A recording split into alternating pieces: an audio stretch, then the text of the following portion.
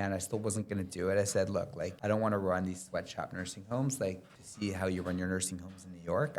I was in a nursing home many years. Let me see how you run them. And then, like, if that goes well, I'll consider doing that. I went to New York. They flew me to New York.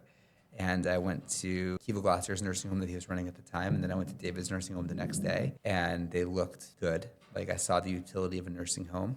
What is the profitability of a nursing home? At the end of the day, you're taking care of people that need to be cared for. The government pays you. And it's a pretty structured business. So those are really the two areas where I think that people make money in nursing homes. And I don't think that that's the best road to profitability. Like, the best road to profitability in nursing homes typically is to fill as many beds as possible, get the highest reimbursement, take the most credit for the care that you're delivering. Most states, that will get you, extended reimbursement.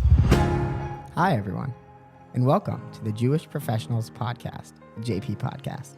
I'm Hillel Bainach. And I'm Benjamin Winters, and we're students at Yeshiva University, just looking for some advice. Our aim is to bring to you Jewish professionals from every industry to learn from their successes and failures, how they grew in their career and Jewish identity, and made a Kiddush Hashem along the way. We hope you can apply what you learned through the lessons to your own life as they pass the torch to us, the next generation. We can't wait to go along this journey with you. This is the Jewish Professionals Podcast. Woo! Welcome back, everybody, into the studio. Welcome. We have guests from all over. We have a Denver representative. Oh, Denver soon-to-be representative. This time it's not me, yeah. Or when Ben makes the move, we'll see.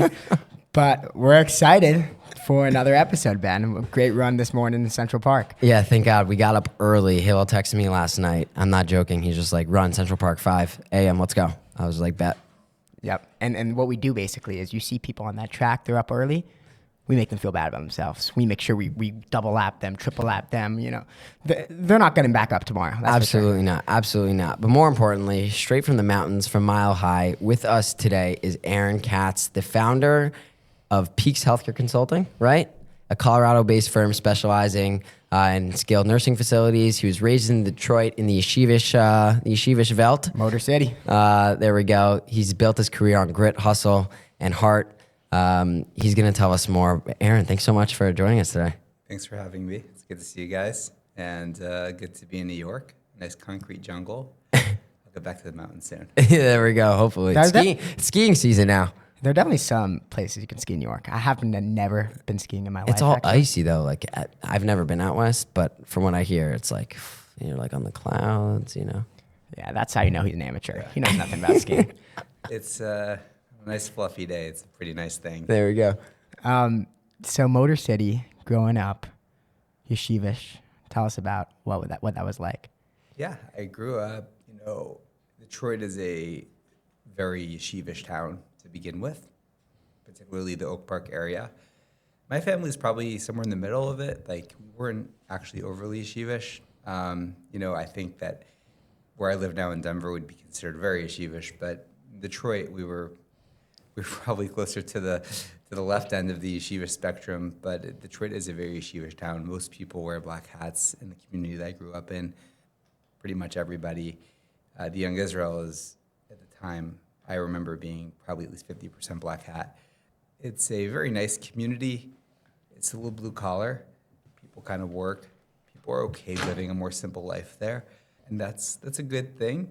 I went to Beis Yehuda, which was, and as they were kind of transitioning, like, Detroit got even more yeshivish as I was growing up. So every year, it was like we went from Sitter Shiloh to the Blue Sitter, and every year it kind of changed. We went from we were the last joint pre-1A, and then it was split, and everything kind of moved in that direction. And then they didn't bring in the kollel until after I graduated, and that's really when things got even more right there. But Detroit is a yeshivish town. It's led by very yeshivish people, and it's a nice shtetl. It's a good place to grow up.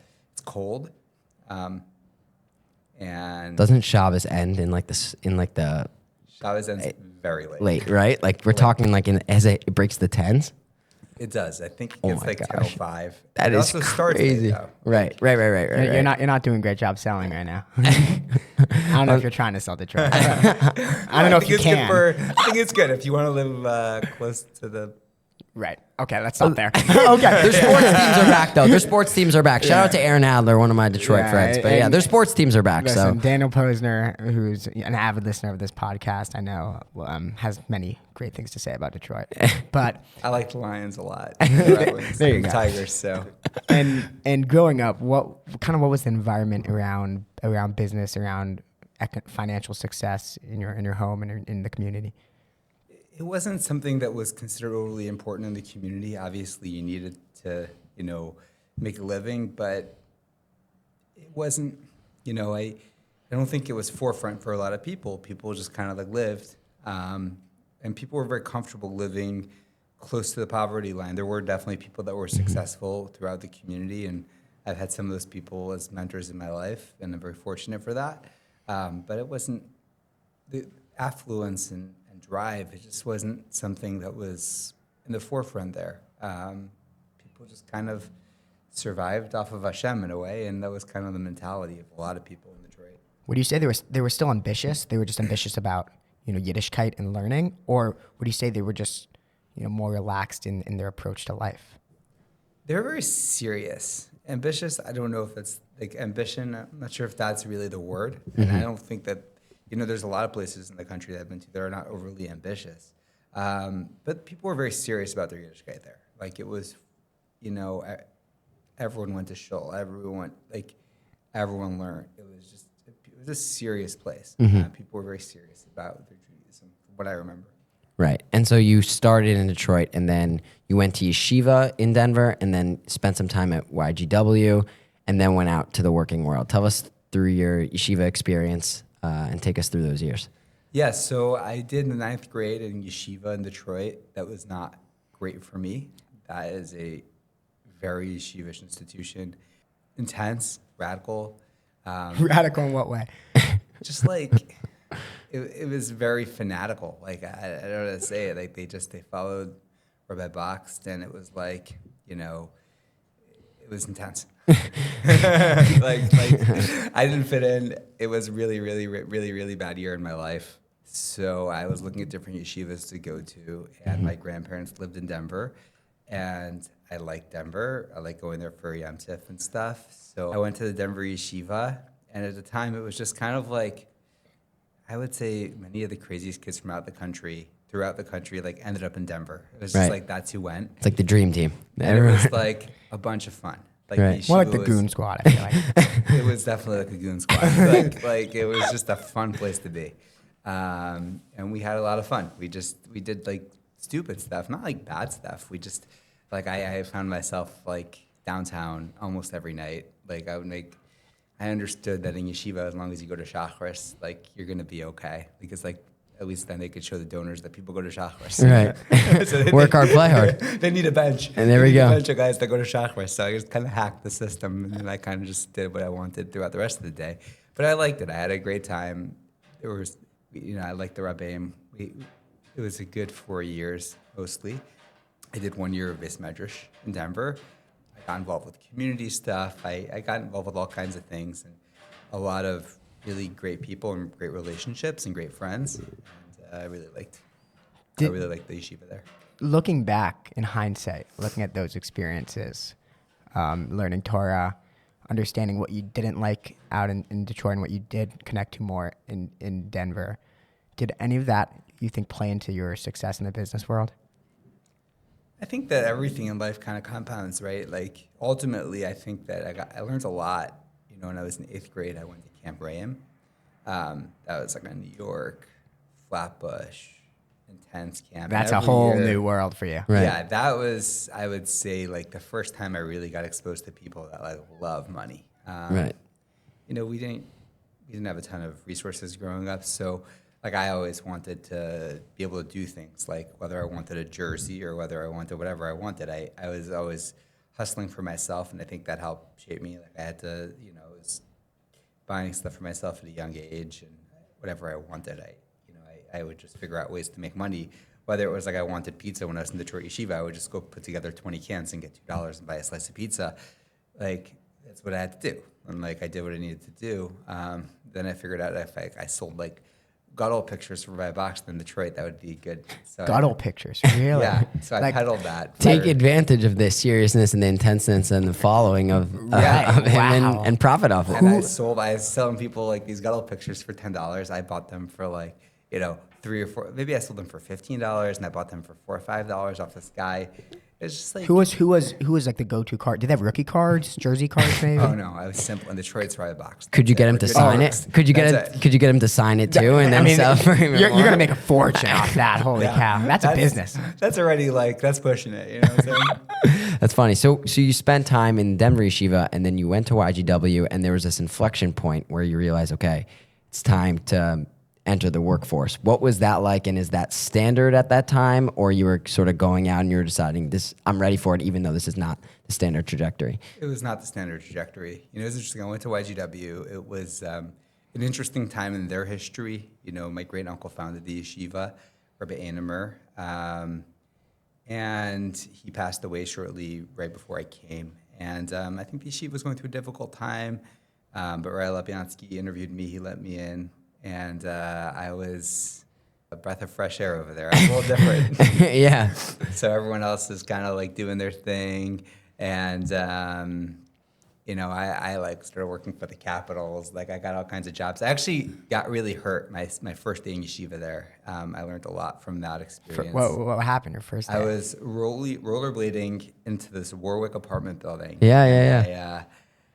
I didn't realize how long and steep it was, so I tried to grab two sides of a steel door, and I missed. I hit the glass, and I sliced my bicep. I went between my bicep and my tendon and my artery. I went between those two, and I probably could have died. I went right into surgery, and you passed out on the spot?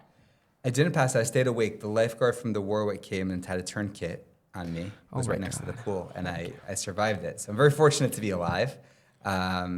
But that was a very, impactful incident because I don't remember my first month at yeshiva. I was on so much pain meds and coming off of surgery. Holy cow. Right. That also just right away kind of shows the fragility of life. You're growing up, you go to a new place, and boom, right? Definitely. Everything is temporary. Everything can be very temporary.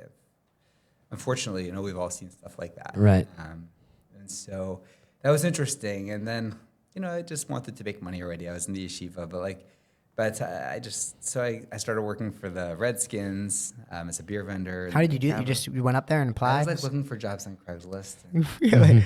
I found the gig. Right. And it was great because I get to work once a week and make more money than on mashgiach. I would make $200-$300 on a Sunday, and you have to work a lot of hours of mashgiach to make that. So, Right.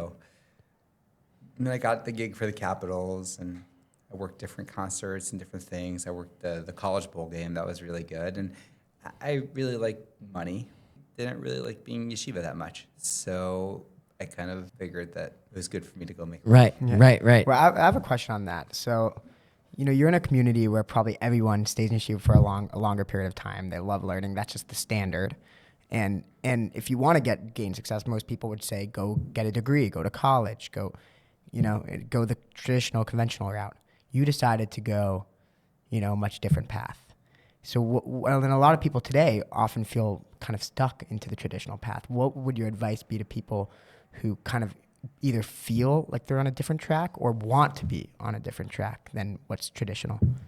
Look, everything comes with a price. Everything comes with a cost. And so I thought college was a waste of money. I started in college. When I came back from yeshiva, I started going to school. But then I'm like, these people are stupid. Really? I'm like, what am I learning here? I learn so much more at work every day. So I was like, why would I pay for this education? I was paying for it myself. I'm like, why would I pay for this education if I could get paid to learn? And that works, but you have to be willing to go through some tribulations, right? Because when you're an 18-year-old kid, you don't really provide a lot of value, and no one really gives you credit for value that you've created. So whatever you have to scrap and claw, 20-year-olds, however old I was, you got to suffer for a little bit. You got to work. I was in some really difficult jobs, some really difficult environments. I learned some really hard lessons. That was my college. After 5 years, I broke through. But and I think that for anybody, it's fine. You can go do it, but understand there's a price. We're if you go the easy way, you go to college, get a right essentially you buy a right for an interview and you make great connections. And there's something to that where like you can go to a bunch of networking events and you could hustle for 5 years and then you can get a right to get an interview, a real interview. But you might not get that, you know. If you go to college, you're almost shoot in to have some real interviews at the end of it. And so that's what you're paying for. Can you tell us about some of those experiences when you were really back against the wall and you're like, holy cow, I might not make it through? So it was interesting. I got married young, 22, and that was, so until then it was fine because like it didn't make a difference how much money I made. And so I was working in hockey. I was having a great time. I was working for The this guy. Capitals, they like said, hey, can you play for us? Or That would have been nice. I was working for this guy named Sean Skinner. Okay. He was an amazing person, a Gare, and he was really one of the premier world experts in stick handling in hockey. And so, you know, I traveled around for him and coaching, and I was selling his products. We sold a lot of products. We sold a lot of sessions, and that was great. But then when we got married, I needed to make more money. That's when the pressure gets on. Yeah, like I took this one job and I was selling cell phone accessory racks to gas stations, which was a good gig. that's as a full-time job. It was a full-time job. Wow. I sold out of racks in 30 days, but my boss didn't have more racks. Whoa. So we sold 30 racks in 30 days, and then like I got laid off. Wow. Like you're too good at your job? Like we have nothing left to give you? That was pretty much it. And the guy's just like, I don't want my lifestyle to get wrecked. So if I keep having you here, like I'm gonna wreck my lifestyle. Like this guy was happy with his parnasa. Is like a really nice guy, sweetheart of a person, but he had a nice cash business. He did well for himself. He wasn't interested in like, you know, blowing into some massive thing. And, you know, I was geared towards that. Like I could have sold those 30 racks in 90 days. I would have gotten paid the same thing and I probably would have had a job because at that point we would have replenished, but I sold too quickly. So that was like a hard lesson. Like I learned that we weren't aligned, right? Like I wanted to do too much. But at that point, you're realizing, like, I'm pretty good at the sales thing, right? You have to be. I was breaking into big rooms. I was always good at selling. Like it came pretty natural to me. I was always able to get into really big rooms. One of my next jobs, which was really the beginning of like stability for me, is I worked for this company, 3LG Tech Solutions, which is part of the Three Leaf Group in Detroit. Amazing. I worked for an amazing human being. His name is Stuart Newman. I learned so much from him. But we had this database technology. I didn't know much about databases at all. I really don't know much about technology, but I was able to sell it and I was able to get into massive rooms, but we just didn't have a product. So I learned that you kind of need a product to sell. Like we had this idea and this idea of a database, amazing creator of a database. So I was able to create a lot of hype and get people to talk to me about the database, but then I didn't have a database to sell. What was your strategy? What advice can you give to people really wanting to learn how to sell? Because at the end of the day, everyone says everything is selling, right?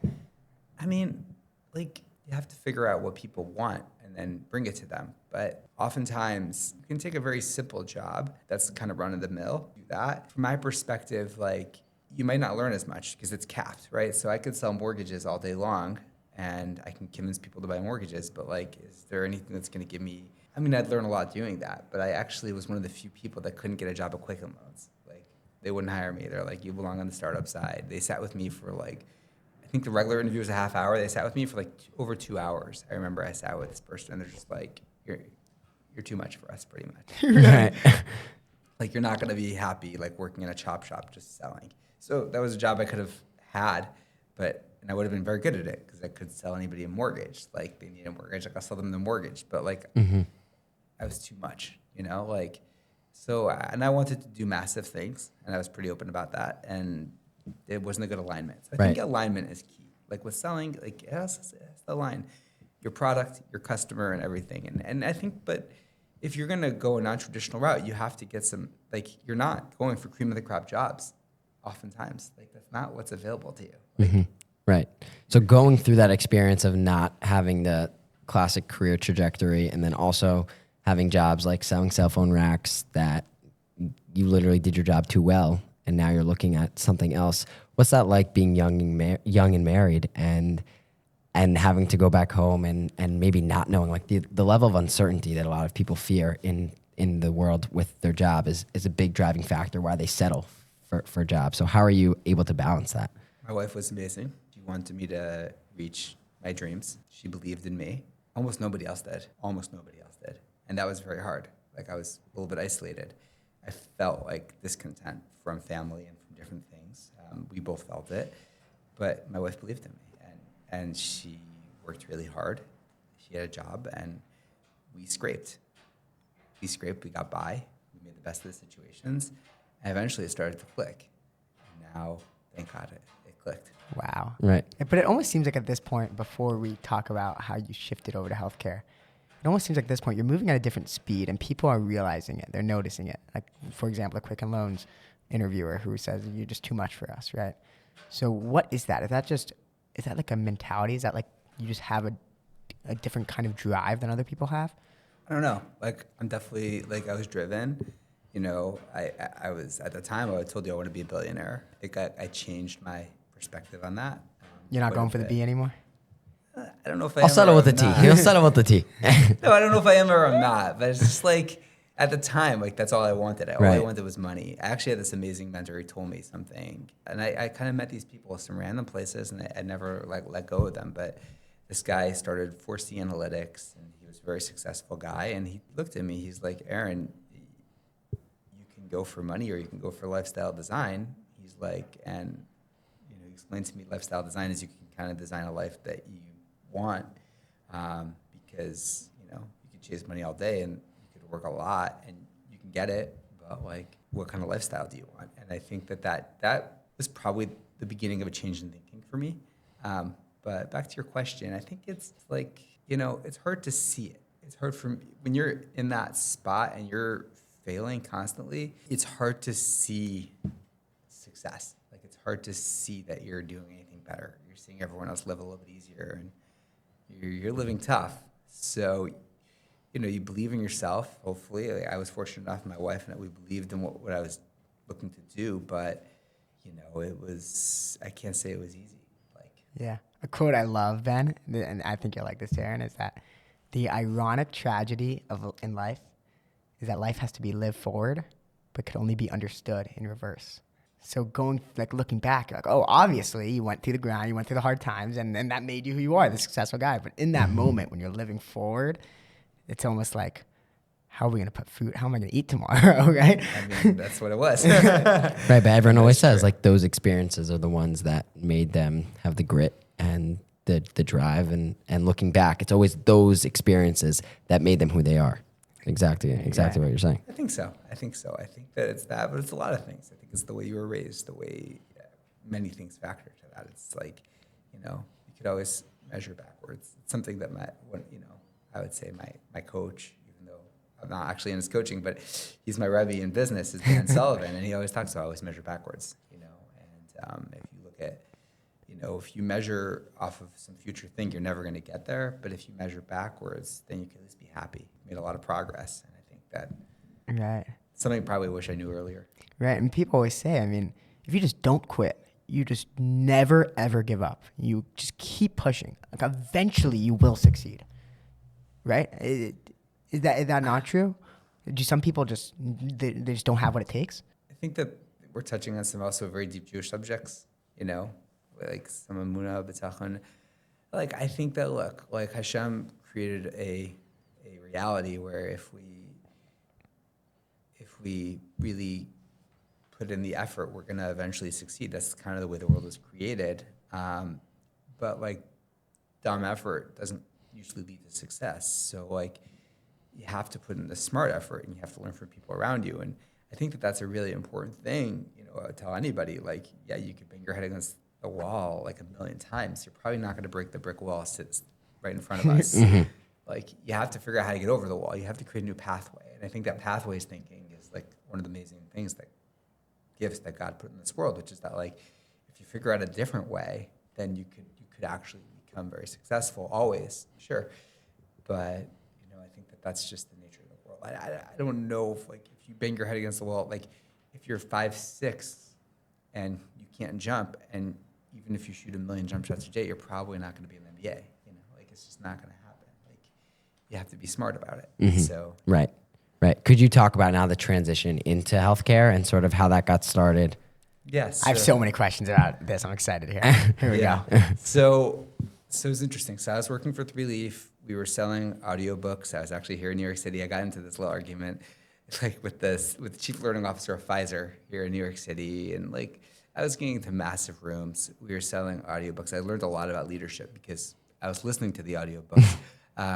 And I wanted to learn how to manage people. And I had this guy reach out to me. It was like a terrible time. We just had like bed bugs in our apartment, and like it was bad news bears. And it was right after, it was the first time I've ever had a W-2 salary. So like I was making $30,000 a year. That was my W-2 salary. And so we were very excited, and we were very close to the app coming out for the audiobooks, which would have been a big breakthrough. But these guys reached out to me, and they offered me double the salary and a cell phone and a car if I come work for the nursing home business. How'd you get in touch with them? They got in touch with me. They found me through family and friends. Oh, wow. And I was like, okay, I'll meet with you. I wasn't dying to do it. One of my fears growing up as a kid was nursing homes. Like I didn't like going into nursing homes. Like Why? the Menorah House.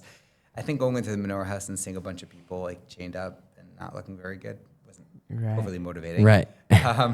So I think that also like there's a lot of ambulances at nursing homes. I remember as a little kid, I saw my father carted away in an ambulance. I didn't like that. So I didn't really want to work in nursing homes at all. But I decided to sit down with them, and then they were in Detroit. They were supposed to meet with me, and they stood me up. And I sent them a message that said, I'm not interested in this position. I'm not interested in working with you. Thanks.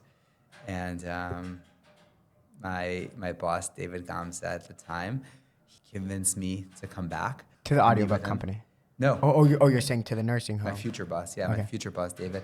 He convinced me to meet with him. Took him like a few tries, and I said, "Fine, I'll sit with you guys." So I sat with them at a coffee shop in Detroit. Him and this guy Morty Lahaski, and we had a very good meeting. And I still wasn't going to do it. I said, "Look, like I don't want to run these sweatshop nursing homes. Like to see how you run your nursing homes in New York. I was in a nursing home many years. Let me see how you run them, and then like if that goes well, I'll consider doing this." Even though you know the salary is going to be higher, Yeah. you said, I'm not. And at this point, you're struggling to put food on the table, and yet you... I mean, I was making $30,000. I finally got to $30,000 a year. Like, the struggle was a little bit less. Okay, Like, so it wasn't as desperate time. It wasn't as desperate times, but I mean, look, this was a massive opportunity, but it wasn't about that for me. I would never. It wasn't. I wanted to do something great, and like I wasn't going to be. I had to be proud of what I was going to do. So I went to New York. They flew me to New York, and I went to Kiva Glasser's nursing home that he was running at the time, and then I went to David's nursing home the next day, and they looked good. Like I saw the utility of a nursing home. I also like stopped to visit my great grandmother on the way home from the airport, and I'm like, she wasn't gonna go to a nursing home, but she needed full time. And literally when I was there, she like ran to the stove and like almost turned it on, and I was like, she could probably really use a nursing home. Right. So I really wanted to run great nursing homes, and I also saw like a utility in like learning how to manage people. I thought that would be a really good skill to get. Right. And so, part of the offer is that I was going to become a manager day one. Of that singular nursing Of home? the singular nursing home in Detroit, 64-bed, all male, mostly veteran nursing home in the inner city of Detroit. I was going to be the manager on day one. Wow. So I did that. So let's talk about this. Okay, so break down, I've always wondered this, what is the profitability of a nursing home? You see so many people in the Jewish world that make unbelievable amounts of money in nursing homes. So explain what makes it so profitable and such a good business model. Now you're asking some deep questions. Let's dive This in on- one's steeped in the Torah too, for sure. Here we go. Let's hear it. No, look, it's a good business. At the end of the day, you're taking care of people that need to be cared for. The government pays you, and it's a pretty structured business. I think that like you definitely do very well in it. Like I don't think that nursing home people make money the way that high end finance people. I mean, there's a few people that make like, super high end money, but like What's high end money to you? I don't know. I don't want to throw out numbers, but like when you think about the wealthiest people, oftentimes it's like finance people. It's the people on the banking side, like the people that own the banks or own finance shops. Those are oftentimes the wealthiest people. There are people that have done excessively well in nursing homes. A lot of it has to do with just being able to, run a good operation, create a little more value. It's a real estate business. So the same way in multifamily, you would refinance. You could refinance with HUD in nursing homes, so you can get into non-recourse debt, and oftentimes you could bridge to HUD, so you could pull a little bit of the equity that you've created. And if you bought something for a good price and you've created some equity, and you could refinance and then go to a HUD, like it could work really well for people. So a big part of it is the real estate component. The real estate component is, I would say, the big part. And then there's also like a management fee. These are high revenue businesses that Right. people can make money on the management fee. So those are really the two areas where I think that people make money in nursing homes. And the government pays 100% of your revenue, or do people pay out of pocket? How does that work? Like 80%, because the people that go to nursing home typically are people with Medicaid and Medicare. So Medicare is a benefit that everyone has, and Right. Medicaid is for people that are below the poverty line. And the government, is determined that it's better to put people in residential care facilities, like in care facilities, than to put them on the street. So I think that's a good thing for society, and the government pays for that. So kind of covers your cost. And then if you have patients that need rehabilitation, they have a benefit, and those patients could be slightly profitable. Not crazy. But Right. like- Is a big part the fight with insurance agencies to get compensation? So like more and more managed care is coming in, and becoming, something more impactful. I mean, in some states it's really, really impactful. Right. So Hill is touching on the business model. I'm a son of two lawyers, so I have to ask. You hear nursing homes, and a lot of people hear controversy or sketchy, and you're touching on it a little bit. Where is that coming from? Where does that stem from? And how do you make sure that you're yusher and that you don't fall into those traps? Or is it just a big stereotype and there are a couple bad apples? I think it's a big stereotype. I think most nursing homes most days try to do a great job. Most people at most nursing homes most days, almost everybody. I do think that like there are some people that look at this as like a ATM machine. We're gonna have to edit. Don't worry. Say it all. Some people look at this like an ATM machine. What do you mean by that? Like they just view it as a way to make money, and if that's Bodies in, bodies out. yeah, and if that's their only thing, then like their ideal is like the equation of the least amount of staff for the patients. Fill the most amount of beds. Because at the end of the day, the road to profitability is basically cutting care and making it less comfortable for the residents. Is that not People true? will say that. I don't think that that's the best road to profitability. Like the best road to profitability in nursing homes typically is to fill as many beds as possible, get the highest reimbursement, take the most credit for the care that you're delivering. In most states, that will get you, extended reimbursement, and federally that will give you more. Oftentimes, like the staff is undereducated on like how much care a patient's actually getting. Sometimes they're doing something that's considered extensive, and they say, "Oh, I did limited assist." Well, something like that can make a massive reimbursement difference. So a big part of it is just educating the staff and teaching them, and then like keeping your labor normal. Your direct care you want to have at a certain baseline that everyone's getting the appropriate amount of direct care.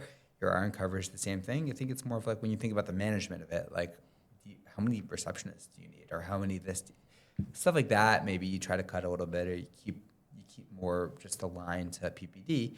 And there's like par PPDs. What's PPD? The patient per day, patient hour per day, or Okay. patient price per day. So those things, there's kind of like a standard of what people do So- in states, and I don't think that like most people don't variate much from that. Used to be there was a massive game of cutting staff. Now, yeah, you could walk into a nursing home that's way overstaffed, and that's not necessarily a great thing either. Like what you see then is like a bunch of staff members sitting at a desk having a party, and the patients still don't get the care. So there's Right. like a healthy number. So where do you see these big scandals start to happen? It's cutting what? It's maybe mistreating the patients. It's just saying beds are filled when they're not. Like where is it? Well, that's straight fraud. But in addition to that, also, over COVID-19, obviously, you saw with what Como did and what happened with his government. What do you what kind of on Ben's point? Yeah, I think that like from my perspective, like firstly, when it comes to many things in this world, tax code, right? You look at the tax code. I've heard a lot of future accountants listen to this podcast, right?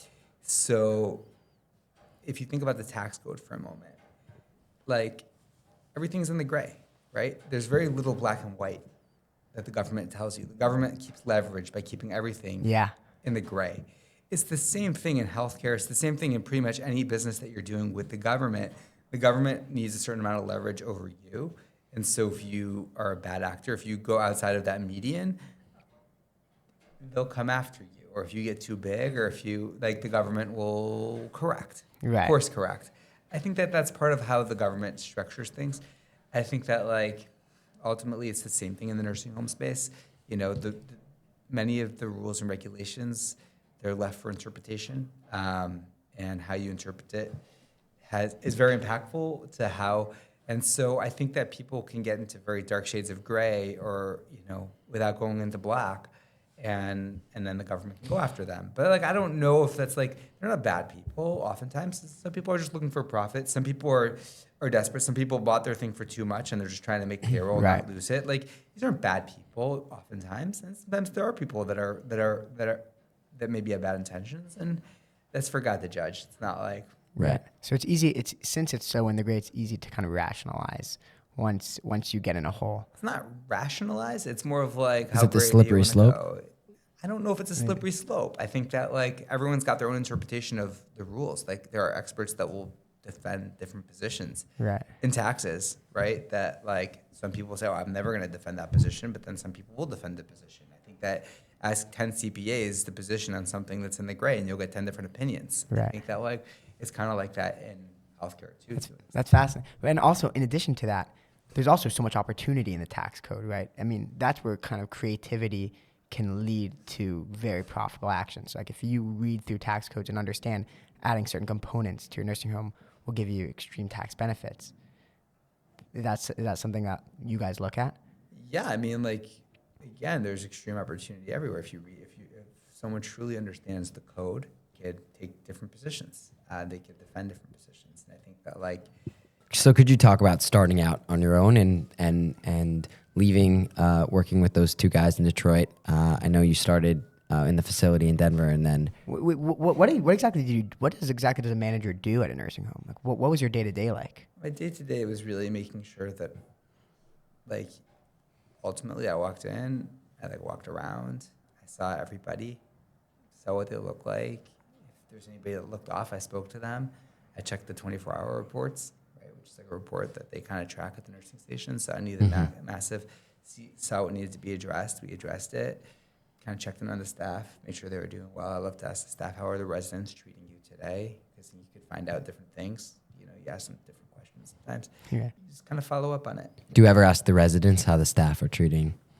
Yeah, you could. Like, they'll tell you if they're not being treated well. Right. You ask them how they're doing, how lunch was, how this was. Like, if you ask them, I've learned this early. Like, if you ask somebody to say something negative, they're more than happy to say something negative. So, like, unless it's like exceedingly negative, you're not really shopping for negative comments. Does the manager go to like the bingo games? I've seen that in like the movies. You must be elite. You're the one who's pulling the wheel of fortune. Or you have a lot of people working for you at a nursing, right? Like, if you're running a nursing home, if you're the administrator, like a lot of you have a whole team. You're Is that the biggest running expense? a $6 to $20 million business, $5 to $20 million. It's a big business. Like, there's a lot happening there. So, like, you have a lot of team members working for you. You're kind of coordinating you're kind of overseeing them. I think a good administrator shouldn't be overly busy. Like, they should kind of be coordinating. They should making sure that everyone's needs are being met. Got it. And throughout this time, you're really learning in depth about the healthcare industry, learning about the nursing home business. And what were your next steps after the manager position? So I was offered a managing partner job in a nursing home in Colorado. I was going to do it with my bosses and their partner, Morty.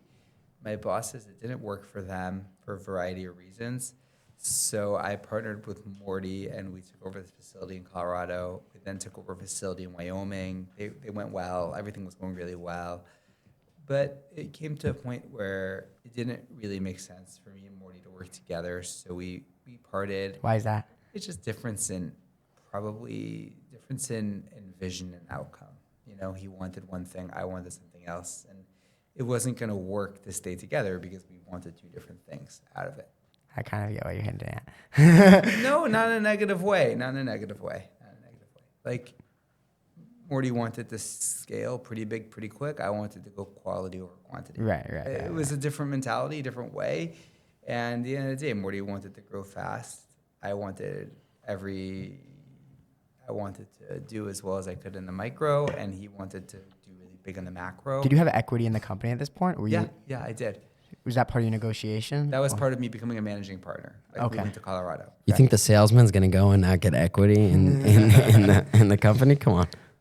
Yeah, so I was able to leverage the equity, and ultimately, we did really well on the 2 homes that we took. So he was able to buy me out of one home. I bought him out of Wyoming, and we went our separate ways. And I took. So you now have complete ownership of this nursing home in Wyoming. Yeah.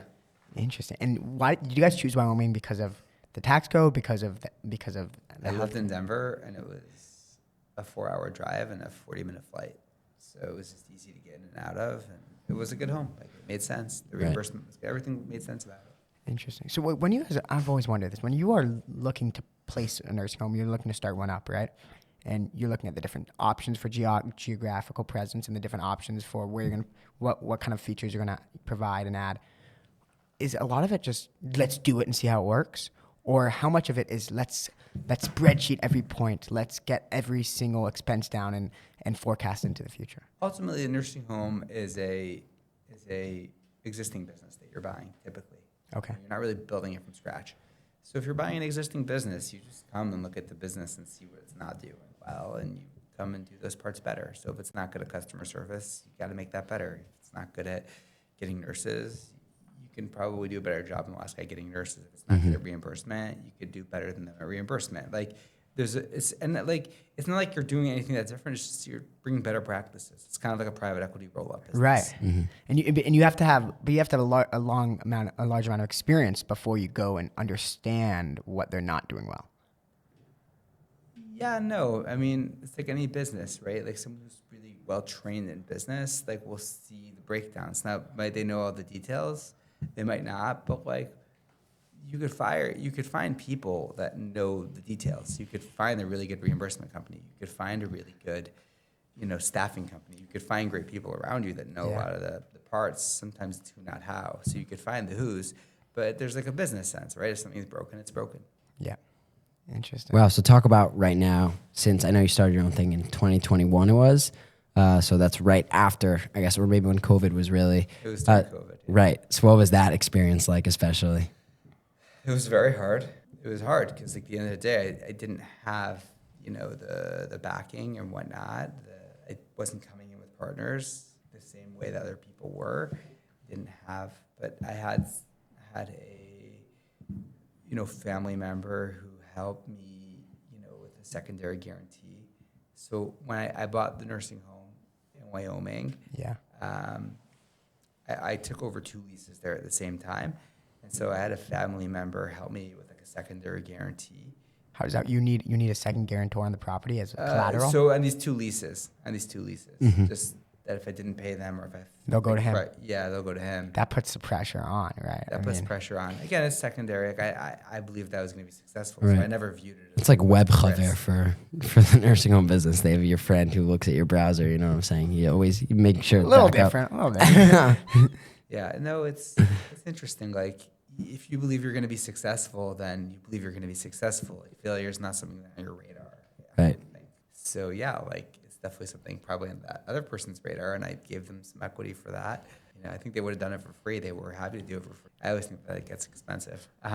Right, taking free handouts is expensive. Yeah, anytime you take something for free, like, there's a cost to everything in this Right. world. This week's Parsha, we're filming this with Lech Lecha. Yeah. We have Avram Avinu right there, making sure to buy it from Ephraim. That's exactly what it is, Exactly. right? So you want to make sure that but no, it was a very amazing thing they offered to do for me.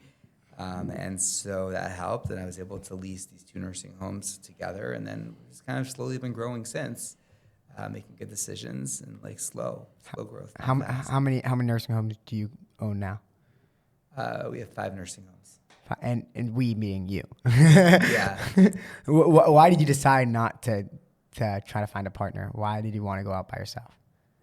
Just like freedom. Yeah. Yeah, I like freedom a lot. I like being able to do what I want when I want. I do have like investors on some of my newer deals. I wasn't able to do everything myself, but I have great investors, and they're all happy with me doing my thing. They're all like, whatever, just do your thing. Wow, that is it.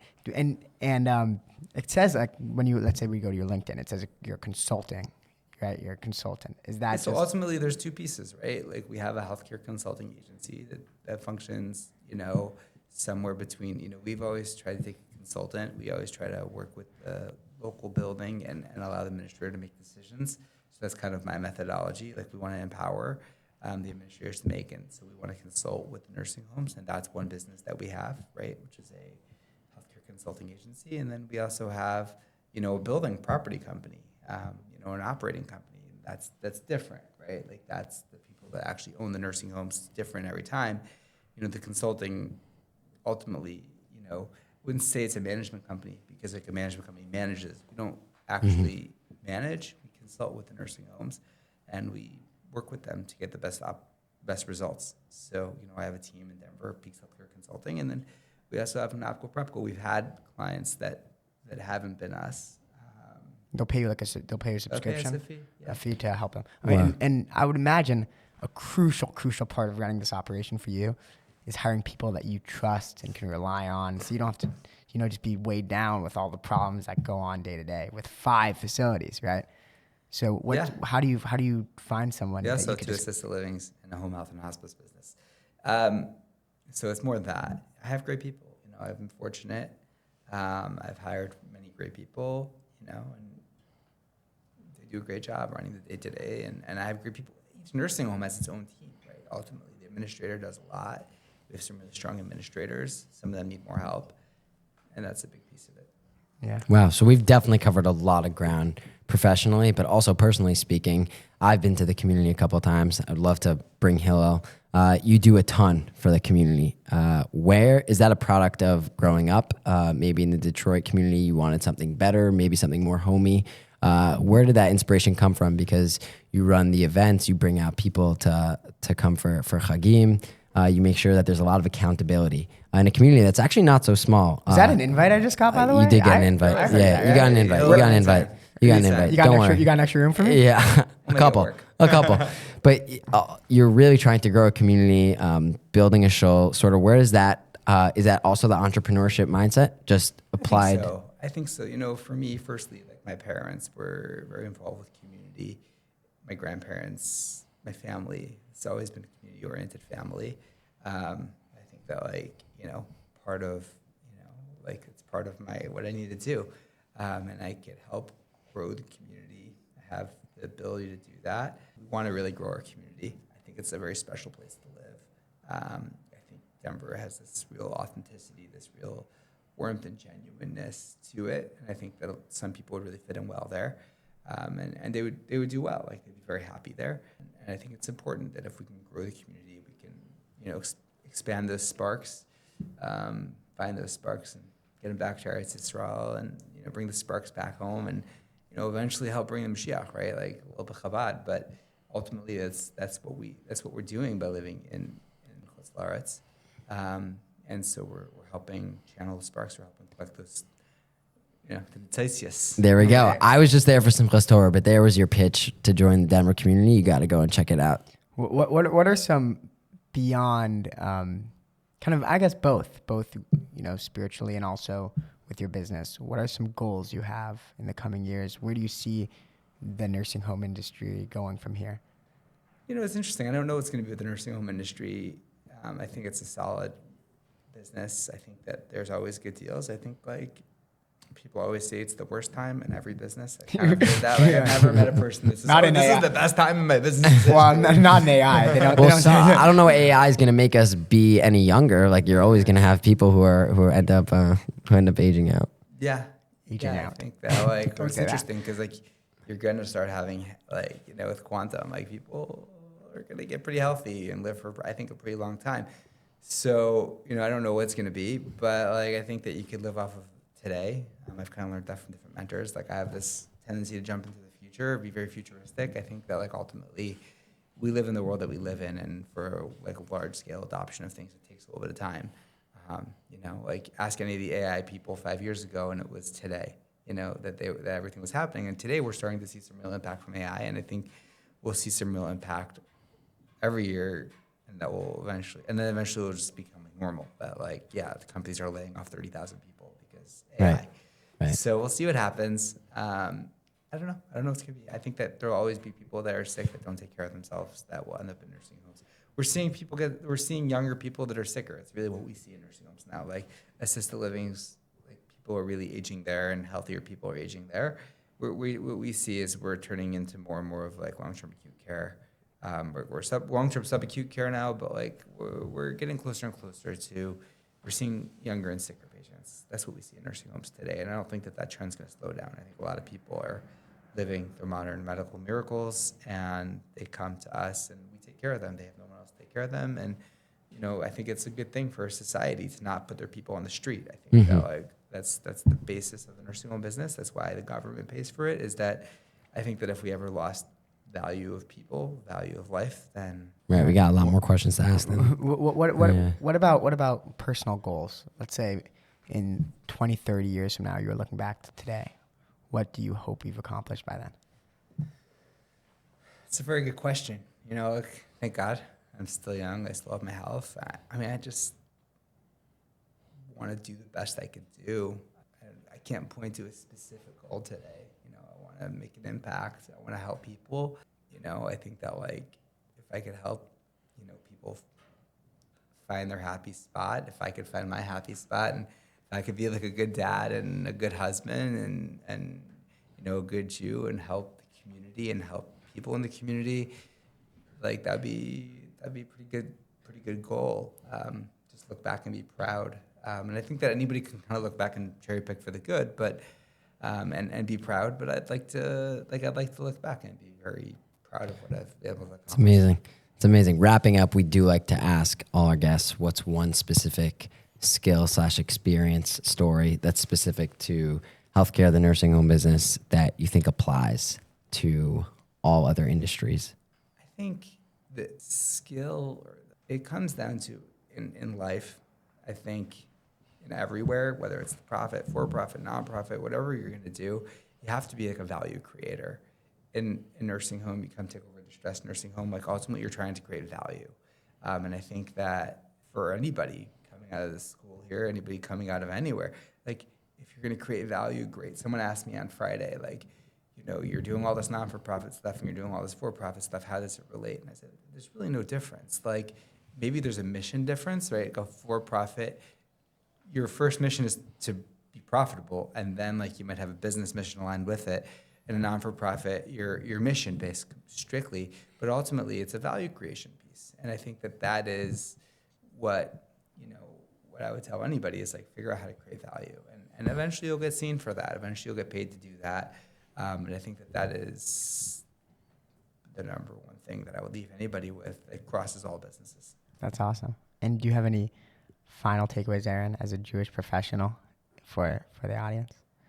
Yeah, I think that you could be Jewish and professional. And I think you could live with your faith on your sleeve.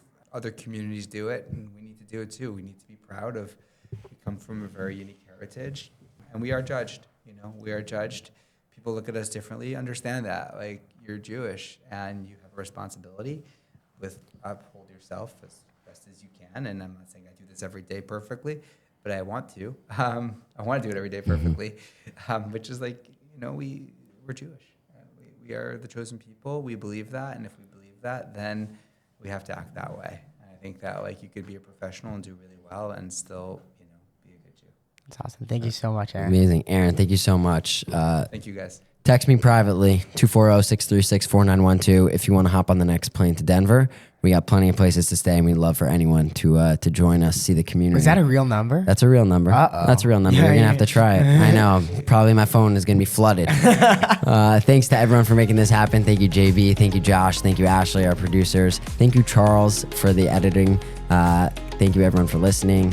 Listeners, you are the ones that drive this podcast. Any feedback or everything, thanks so much. We will see you on the next one. He's taken, by the way, so any single girls, don't hit him up. Bye, a Denver girl.